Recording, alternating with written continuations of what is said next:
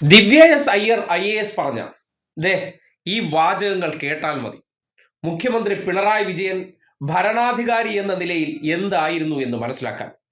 കേരളത്തിലെ കച്ചവട സ്ഥാപനങ്ങളായിട്ടുള്ള മാധ്യമങ്ങളും അതിനകത്ത് കുത്തി നിറച്ചിരിക്കുന്ന ഇടത് വിരുദ്ധരും പിണറായി വിരോധികളും ചേർന്ന് മെനഞ്ഞെടുത്ത കഥകൾക്കപ്പുറം ഒരു ഭരണകർത്താവ് എന്നുള്ള നിലയ്ക്ക് ജനങ്ങൾക്ക് വേണ്ടി എങ്ങനെയാണ് പ്രവർത്തിക്കേണ്ടതെന്ന് ഒരു ഉദ്യോഗസ്ഥയ്ക്ക് മുഖ്യമന്ത്രി കൊടുത്ത നിർദ്ദേശത്തെക്കുറിച്ച് അവർ തുറന്നു പറയുമ്പോൾ സ്വാഭാവികമായിട്ടും ആ വ്യക്തി എങ്ങനെ ആയിരുന്നു എന്ന് കൃത്യമായി നിങ്ങൾക്ക് ബോധ്യപ്പെടും. മനസ്സിലാക്കുക, ഇത് നേരിട്ടുള്ള ഒരു വ്യക്തിയുടെ അനുഭവ സാക്ഷ്യമാണ്. ഞാൻ ജോയിൻ ചെയ്ത സമയത്ത് മുഖ്യമന്ത്രി എന്നോട് ഒരു കാര്യം പറഞ്ഞിരുന്നത്,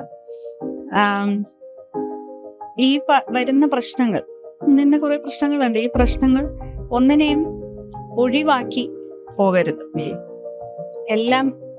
എല്ലാവരെയും കേൾക്കണം, ഈ പറഞ്ഞ എല്ലാ പ്രശ്നങ്ങളും എന്താണെന്ന് പഠിക്കണം, അത് അഭിമുഖീകരിക്കണം, അത് പരിഹരിച്ച് മുന്നോട്ട് പോകണം എന്നുള്ളത്. രണ്ട് രീതിയിൽ നമുക്ക് പ്രശ്നങ്ങളെ അഭിമുഖീകരിക്കാൻ സാധിക്കും. ഒന്ന്, അതിനെ തള്ളി നീക്കിയിട്ട് നമ്മളങ്ങ് മുന്നോട്ട് പോവുക. പക്ഷെ അങ്ങനെ പോയാൽ ഇത് പുറകെ വന്ന് തിരിച്ചു കുത്തും നമ്മളെ.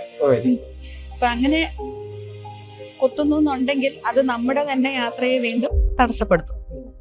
അപ്പൊ അങ്ങനെ ഒന്നും ഒഴിവാക്കി നീക്കി വെച്ചിട്ട് അങ്ങ് പോണ്ട, എല്ലാം ഫേസ് ചെയ്യുക എന്നുള്ളതായിരുന്നു എനിക്ക് തന്ന ഒരു നിർദ്ദേശം. കണ്ടല്ലോ, ഇങ്ങനെ ഒരു നിർദ്ദേശം ഒരു മുഖ്യമന്ത്രിക്ക് കൊടുക്കാൻ കഴിയണമെന്നുണ്ടെങ്കിൽ അതിന് ഏറ്റവും അത്യന്താപേക്ഷിതമായി വേണ്ട കാര്യം എന്താണെന്നോ?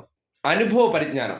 അനുഭവങ്ങളുടെ ജീവിതത്തിലൂടെ വളർന്നു വന്ന വ്യക്തിയായതുകൊണ്ടാണ് തൻ്റെ മുന്നിൽ വരുന്ന പ്രശ്നങ്ങളെ എങ്ങനെയാണ് നേരിടേണ്ടതെന്നും അതിന് എങ്ങനെയാണ് പരിഹാരം കാണേണ്ടത് എന്നതിനെ സംബന്ധിച്ച് വളരെ ജൂനിയർ ആയിട്ടുള്ള ഒരു IAS ഉദ്യോഗസ്ഥയ്ക്ക് കൊടുത്ത നിർദ്ദേശമാണ്. ഒരു കോൺഗ്രസ് പശ്ചാത്തലമുള്ള കുടുംബത്തിൽ നിന്ന് IASകാരിയായിട്ട് സർവീസിലേക്ക് വരുമ്പോൾ ഒരിടത്തും ദിവ്യയെ മാറ്റി നിർത്തിയിട്ടില്ല. കീ പോസ്റ്റുകളാണ് ഈ സർക്കാർ അവർക്ക് മുന്നിലേക്ക് നീട്ടിയത്. അതിനൊരു കാരണമുണ്ട്. അവരുടെ കാര്യക്ഷമത തന്നെയാണ്, അവരുടെ കഴിവ് തന്നെയാണ്, അല്ലാതെ മറ്റൊരു മാനദണ്ഡവുമല്ല. ആ നിലയ്ക്ക് ഒരു ലീഡർ എന്നുള്ള നിലയ്ക്ക് കേട്ടുകേൾവിയുടെ അടിസ്ഥാനത്തിൽ പല മുൻവിധികളോടും ആയിരിക്കണം ദിവ്യയും മുഖ്യമന്ത്രിക്ക് മുന്നിൽ എത്തിയിട്ടുണ്ടാവുക. പിന്നീട് അത് പൊളിഞ്ഞു പോവുകയും വ്യക്തിയെക്കുറിച്ച് കൃത്യമായിട്ടൊരു അഭിപ്രായം രൂപപ്പെടുന്നത് എങ്ങനെയായിരിക്കും? അനുഭവത്തിന്റെ അടിസ്ഥാനത്തിലായിരിക്കും. ആ അനുഭവമാണ് ദിവ്യ തുറന്നു പറഞ്ഞിരിക്കുന്നത്. സാധാരണഗതിയിൽ ഒരു IASകാരൻ ഇത്ര മനോഹരമായിട്ടൊരു മുഖ്യമന്ത്രിയെ കുറിച്ച് പറയുന്ന ചരിത്രം ഉണ്ടാകില്ല. ഒരു പക്ഷേ അധികാരം മാറിയാൽ തന്നെ അടുത്ത വരാൻ പോകുന്നതിന്റെ പ്രത്യാഘാതം നേരിടേണ്ടി വരുമെന്നുള്ള ഭയപ്പാടൊന്നുമില്ല.